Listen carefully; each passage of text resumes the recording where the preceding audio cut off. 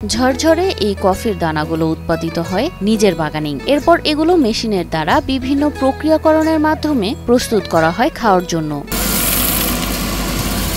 প্রথমে দেখে বড়ই মনে হলেও এসব ছোট ছোট ফল আসলে সবার পছন্দের কফি। ছোট এই এক এক গাছে পাওয়া যায় প্রায় 10 কেজি কফি। প্রতি গাছে 5 থেকে 7 কেজি, কোনো গাছে 10 কেজি পর্যন্ত ফলন হতে পারে। শেরপুরের নালিতাবাড়ী উপজেলার কৃষি উদ্যোক্তা সাজ্জাদ হোসেন তুলিপ একটি বেসরকারি প্রতিষ্ঠানে বান্দরবানে চাকরির সুবাদে পার্বত্য অঞ্চলে কফি চাষ দেখে উদ্ভূত হন তিনি। সেখানে কফি চাষের সাথে যুক্ত হয়ে সফলতা পাওয়ার পর 2021 সালে চাকরি ছেড়ে নিজ গ্রামে শুরু করেন কফি চাষ। আমাদের এই কফি চাষের সফলতা চলে এসেছে, কারণ আমরা 2021 সালে শুরু করার পরে এখন অলরেডি ফলন চলে এসেছে এবং এই উৎপাদিত ফলগুলো আমরা বাজারজাত করতেছি। বীজ থেকে চারা আর চারাকে বছর 2-1 সময় দিলেই পাওয়া যায় কফির পরিপূর্ণ গাছ। মূলত কফি বীজ থেকে চারা হয়, সেই চারাগুলো প্রায় 8-9 মাস অথবা 10 মাস, কোনো 11 মাস রাখার পরে এগুলো লাগানো উপযোগী হয়। সেই উপযোগী চারাগুলো লাগানোর 2 বছর পরে মূলত গাছে ফল আসা শুরু করে। এরপরেই গাছে আসা শুরু করে কফির ফল। কিছু কিছু গাছে সময়ের আগেই দেখা দেয় ফলন।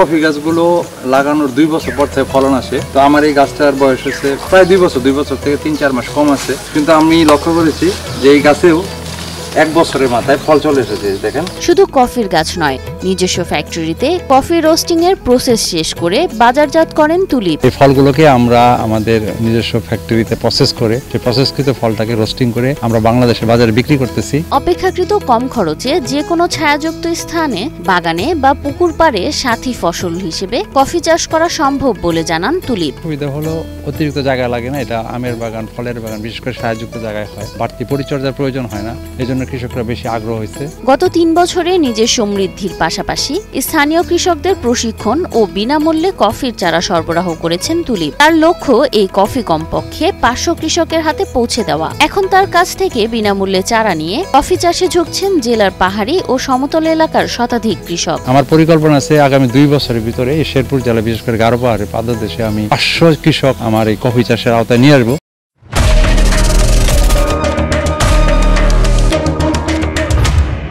এ চাষে নেই কোনো বাড়তি ঝামেলা, তাই কম যত্নেই ভালো ফলন দেয় এই কফি। আমার বাড়ির আশেপাশে যে আপনার অপরিত্যক্ত কৃষি জায়গাগুলো ছিল, তো এই জায়গাগুলোতে আমি কফির চারাগুলো রোপণ করতে পেরেছি। তো আমি আলহামদুলিল্লাহ 250 চারার মতো চারা রোপণ করতে পেরেছি। তো এখানে আপনার মানে তেমন কোনো খরচ নেই, শুধুমাত্র শুষ্ক মৌসুমে পানি দিতে হয়, এছাড়া আপাতত আর কোনো খরচ নেই। এই কফি চাষে লাভের মুখ দেখবেন এমন বিশ্বাস থেকেই কফির চাষ শুরু করেছেন অনেক কৃষক। বাড়িতে পড়ে থাকা জমিতে যেন মুক্তা চাষ করছেন তারা। মনে হইলো যে এটা আসলে লাভজনক হওয়ার সম্ভাবনা আছে, তো এই জন্য ওনার কাছ থেকে আমি চারাগুলো নিয়ে আমার অব্যবহৃত জায়গাগুলো, যেমন আমের বাগান, মালটা বাগান, বাজারের নিচে ছায়াযুক্ত যে জায়গাগুলো আমাদের কোনো কাজে আসে না, এই জায়গাগুলো আমরা এই জায়গাগুলোতে আমরা এই কফিটা চাষ করতেছি। তার উৎপাদিত কফি যাচ্ছে ময়মনসিংহ, ঢাকা ও কক্সবাজারের বেশ কয়েকটি কফি শপে।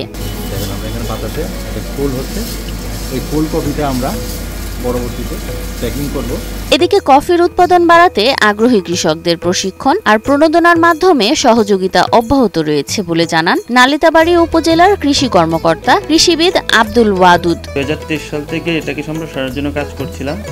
এর মধ্যে আমরা কৃষকদেরকে প্রশিক্ষণ দিচ্ছি এবং কোন পরিবেশে কফির চারাগুলো ভালোভাবে জন্মাবে এবং এটাকে খুব দ্রুত বৃদ্ধি করা যায় সেই কাজগুলো আমরা পরামর্শ দিয়ে যাচ্ছি, উপযোগিতা নিয়ে কাজ করছি এবং এই কফিটাকে কিভাবে আরও বেশি সম্প্রসারণ করা যায় আমরা প্রশিক্ষণ দিচ্ছি। পাশাপাশি সচেতনতা বৃদ্ধির জন্য কফি চাষে আগ্রহী কৃষক মাঠ পর্যায়ে আমরা তৈরি করছি।